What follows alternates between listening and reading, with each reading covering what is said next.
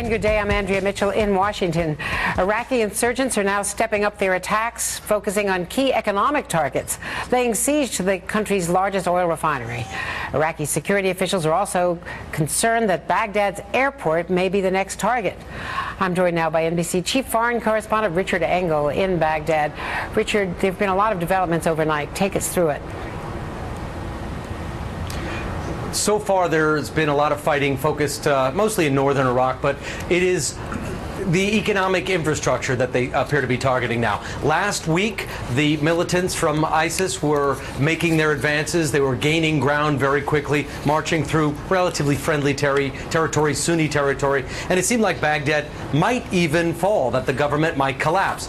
That didn't happen. You've seen the government take out all of its weapons, call up the new recruits trying to reconstitute the army. So if ISIS can't get here, it seems that they're trying to collapse the government in the areas where they can operate by destroying the key infrastructure. Today, fighting near Kirkuk, attempts to attack the oil fields there. That fighting is ongoing. No reports that the oil fields were damaged. Ongoing fighting at the Beji refinery. A video coming out showing what appears to be ISIS militants inside the refinery, setting parts of it on fire. The Iraqi government is still claiming that it is in control of the refinery, but there are gas shortages in the north.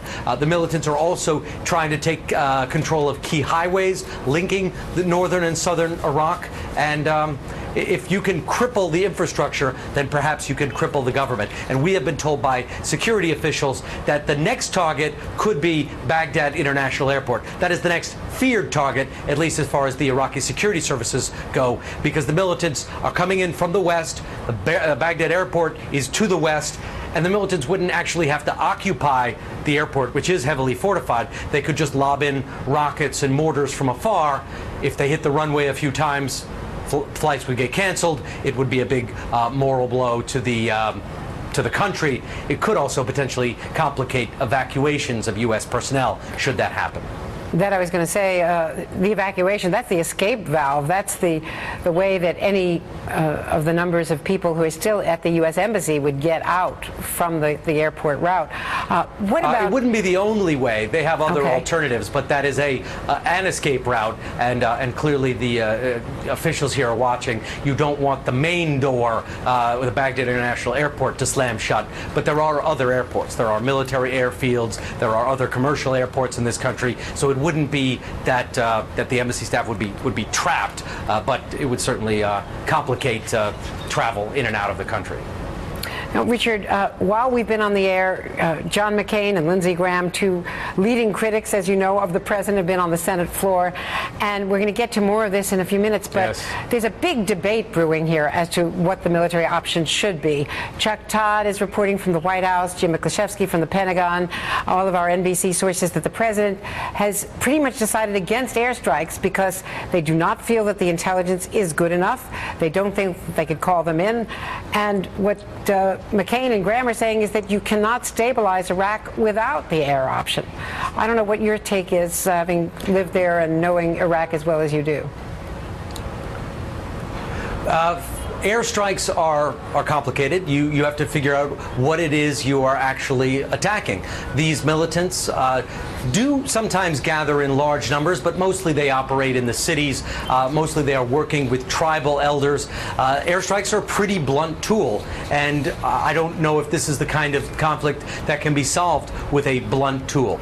But if you don't use airstrikes, then you have other options. You do limited precision strikes, drones, or you guide the Iraqi forces to the targets themselves. And I have a feeling that's where this conflict is going, that American advisors, and Americans still have good relations with Iraq. They spent years and years working with the Iraqi generals. A lot of American colonels and generals know their Iraqi counterparts by first name. They have eaten meals together. They know each other's families, or at least the Americans know the Iraqis' families.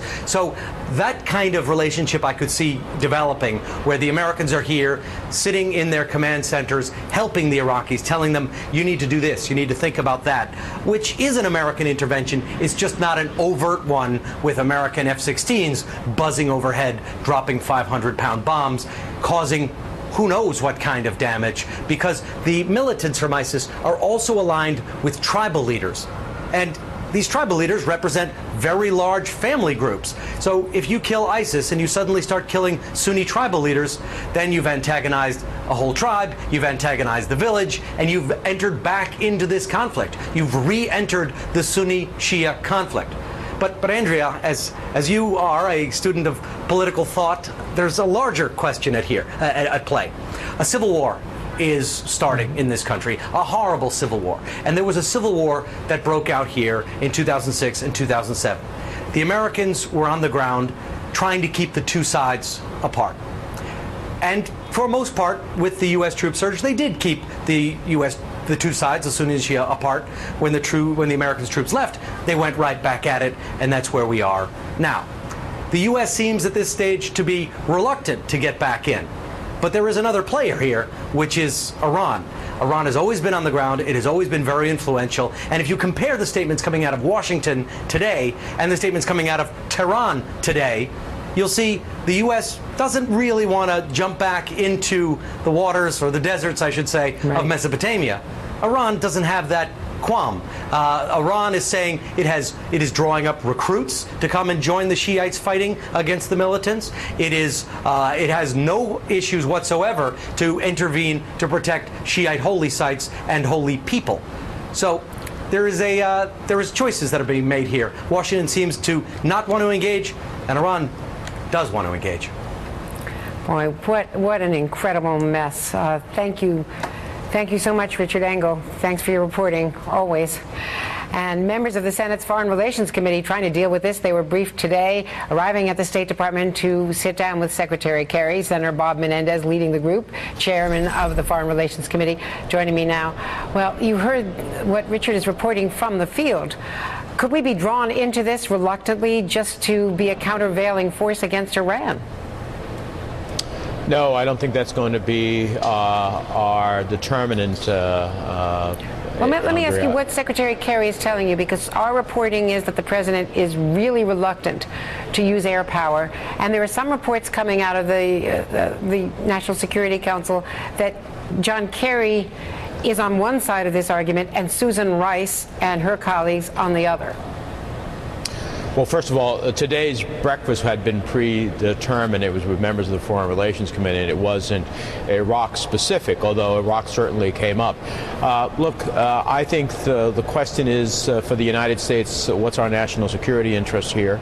And certainly ISIS, if it can gain control of a significant part of Iraq and that part of Syria that it has, creates a triangle of ungoverned space in which we have to be worried about them as an entity trying to pursue 9/11 type attacks. And so that's what our national security interests are, and we'll have to determine how we respond to that. As you heard from Richard, the challenges of responding to that are significant.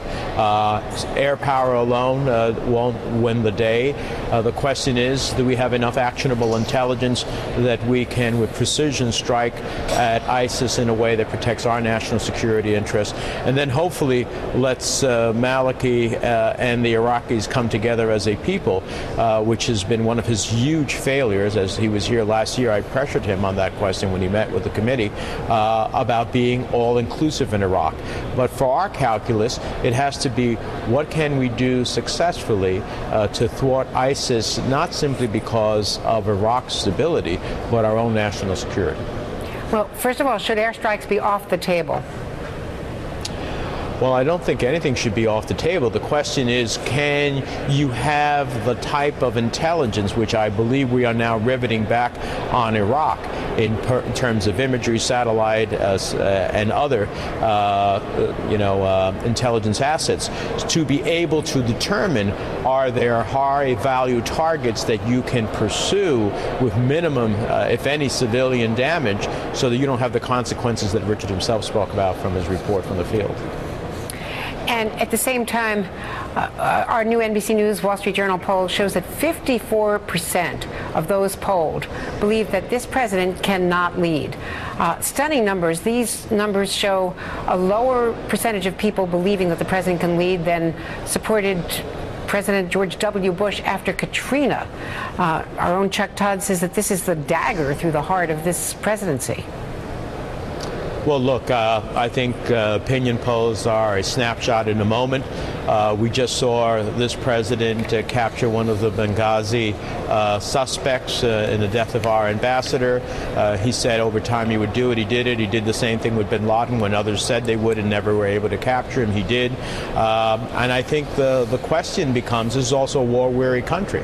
And so how you respond to our national security interests by potentially having limited strikes based upon intelligence that actually gives you the value you want, which is stopping ISIS in its tracks, because we don't want them to be able to launch attacks to our interests in the region or outside, is something we'll see unfold. At the end of the day, the world has become a challenging place, probably more turmoil than I've seen in my 22 years in the Congress, and so meeting all these challenges would be unique to any presidency whatsoever. I would remind people that the reason that we're in this situation in Iraq in the first place is because George W. Bush took us there when we shouldn't have been there in the first place, and that's why I voted against the war in Iraq.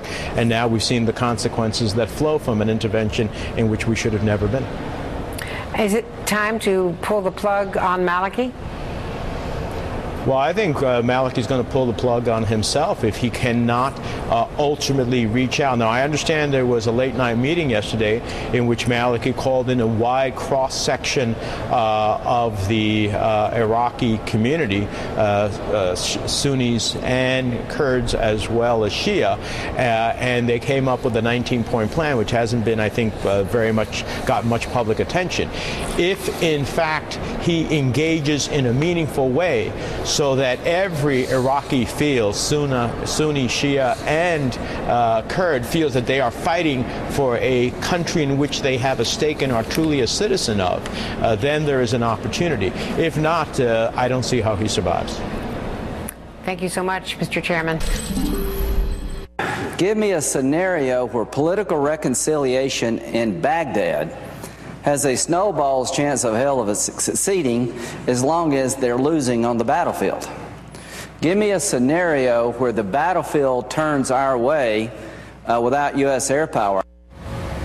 But lawmakers are sharply divided about what, if any, military options the president should take in Iraq. West Virginia Senator Joe Manchin serves on the Senate Armed Services Committee and joins me now. Senator, welcome. It's good to see you. Thanks for having me, Andrew. Our reporting, Senator, is that the president has decided against airstrikes, other than what Predator drones could do with Hellfire missiles, perhaps, but against airstrikes because the intelligence just isn't good enough. You've heard what Lindsey Graham said and John McCain today.